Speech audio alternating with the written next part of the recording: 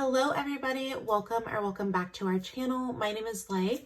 I am a mother of two and we are a family of four on a financial journey on becoming completely debt-free, where we take you guys step by step and payment by payment along the way. If you're new to this channel, thank you so much for clicking on this video, and I really hope you enjoy this content and decide to stay. And if you guys are returning, thank you guys so much for your continued support as we navigate through this journey. So in today's video, as you guys can tell by the title, we are back to the hustle. For background context, a few months ago, I had a really bad and intense burnout. Your girl was really focused on becoming debt-free, and subconsciously, I overdid it and I had a really intense burnout. And so I decided at that point, I was not going to work any overtime, any extra hours, any side gigs, anything extra. I was just going to focus on, my hours and then my home life. And that went really, really well for me, you guys. It was so nice to not have this feeling of fast pace or this feeling of being rushed all the time, and being able to slowly have that slow living. And when I say it has been such a eye-opener of that's the type of life that I'm wanting, that is the type of lifestyle I'm wanting to provide to my kids, it subconsciously also made me want to get back to the hustling, the side hustle, the working extra, because I know now that that is my end goal. I know I want to wake up in the morning and feel like, okay, I don't need to rush to do all of these things. Yes, it's life. It will bound to happen that we have busy days, but I'd rather have that busy day be optional than required. I hope that makes sense. So like I said, when I did that video, I talked about kind of needing a self-care routine or needing a way to prevent burnout. And I think I have it figured out. I think I do. And if you're interested in a video with that, I could do a whole video on, how I'm still taking care of myself while having two younger children, working full time, having a YouTube channel and content creation and taking care of a home. I do a whole video on that. I think it's also really fun and beneficial to learn from each other, learn what works and what doesn't work for us. But getting back to this video, you guys, I am super excited. So we're going to be increasing our income for about $1,500 a month, which is insane because yes, it's still a decrease from when I was working extra hours, but it's still an increase. So a win is a win. So I'm super excited. So what I'm going to do is I think what's best for me is that we are almost entering the second half of the month. And if you guys are new to our channel, my husband and I, we have our mid-month check-ins with each other, our budget check-ins. And what I would like to do is kind of walk you guys through what I'm thinking for this additional income that will be coming in June. A little bit will be coming in May, but the majority, a full month in June. And what that would look like for the budget. I think it will be so much fun because you guys have followed along with our budgeting journey. And really, quite frankly, y'all my internet besties. And so we are going to kind of walk through my thought process of what to do with these extra funds. If you guys have not watched my last video, you guys should definitely go check that out. But we decided that we're gonna be switching up our budgeting method, our budgeting routine. Before I used to budget by paycheck, which my husband and I, we both get paid on a bi-weekly schedule, but they're on opposite weeks. So we were actually getting income in every week. So what I would try to do is I would try to budget by paycheck, but because our paychecks amounts differ so much, and then also all of our bills are automatic, it just became too much to try to go to one bank to withdraw, to deposit into another bank. It was just adding unnecessary stress, unnecessary trips to our workloads.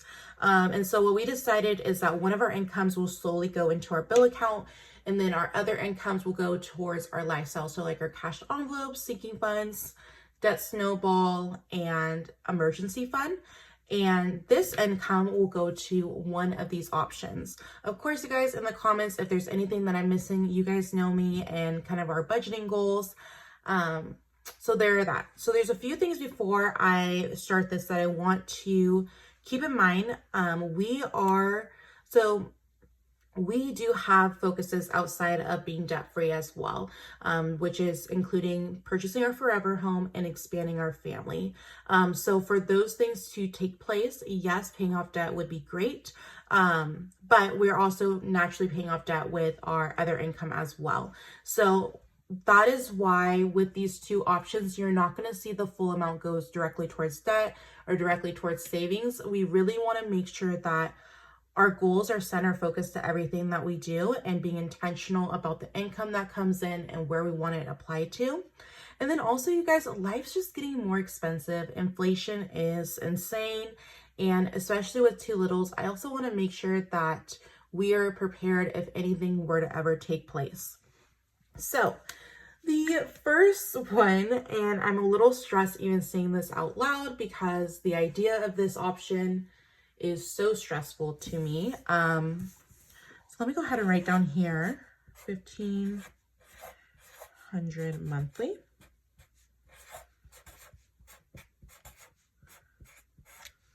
And next month, you guys, is a 3 payday month. So that's going to be nice. That's going to be nice. But I have to get through May 1st. So the very first thing that is an option,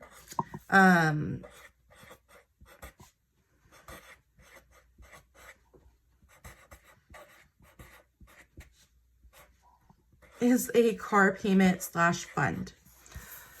Okay, you guys, so let's just talk this through. Let's talk this through.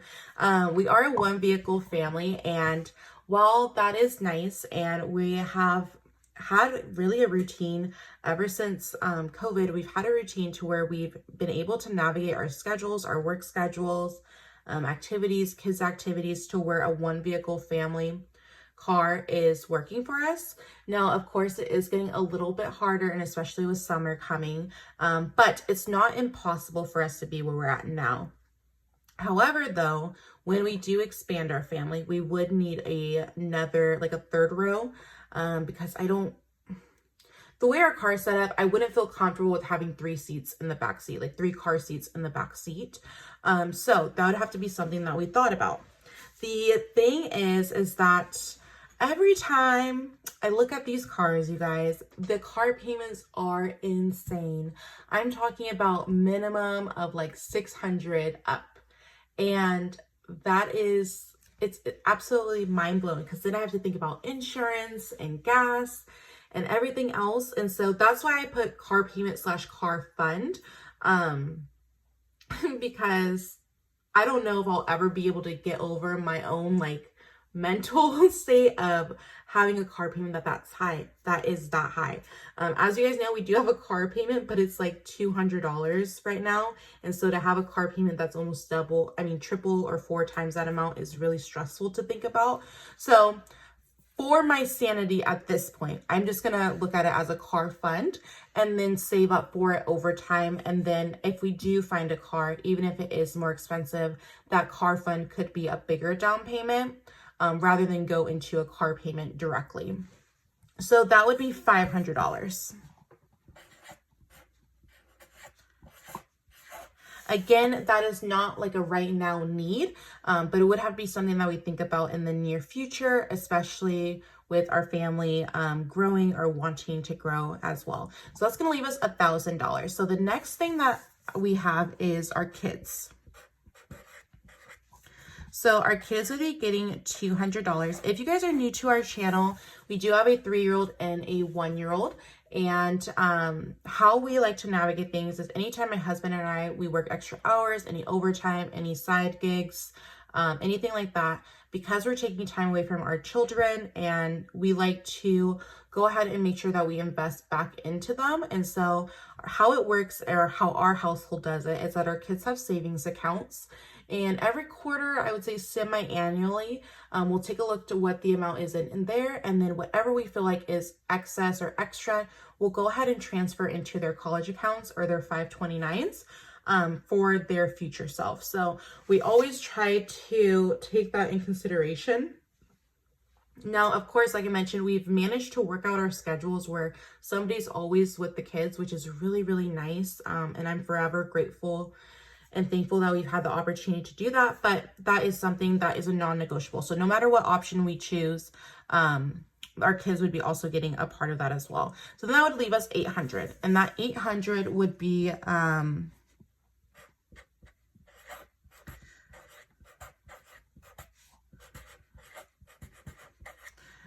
our forever home would be getting the other remaining 800. Now, I know what a lot of you guys are thinking. Lay, you guys said you're on a debt payoff journey. How come you're not having a debt snowball? Well, a few things would take place. So keep in mind that this is just the additional income from the part-time job side, hustle side, whatever you guys want to call it. We're still making our debt snowball payments with our other job, with our other income. So this would just be on top of it. And so because we're switching our budgeting method, I really want to make sure that every income has a job and has a clear purpose. And really for us is that we know the home that we're in is not our forever home. So we know whenever we sell this home within like the next 18 months, 24 months, we know that we would be able to put whatever that remaining, if we did still have any debt, to clear it off. But we would also have to make sure that we have a down payment for the new home. So that is also something else that I am thinking about as well. The other option would be no car payment, no car fund until we're completely debt free. Still manage a way to figure out how to navigate our schedules. So 0 car payment or car fund. And then the second one would almost just be a rotation of it. So the second one would be a debt snowball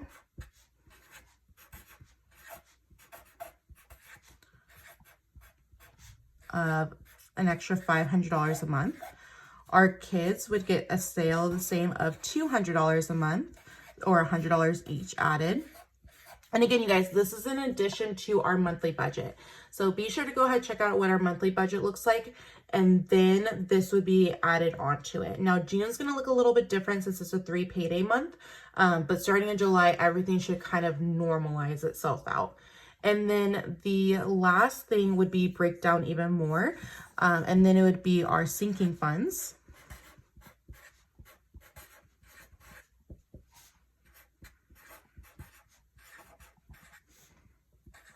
That one would get 200.